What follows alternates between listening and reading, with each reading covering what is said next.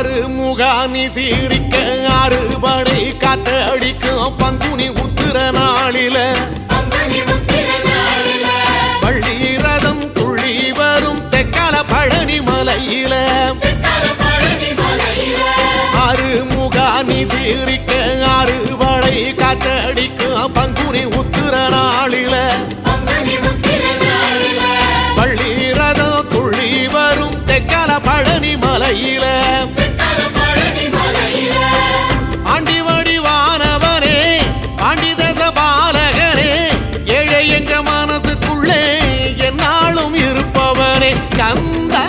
உன்னிடம் குறைகள் சொல்ல வேண்டும் வரங்கள் 1000 அள்ளி செல்ல வேண்டும்.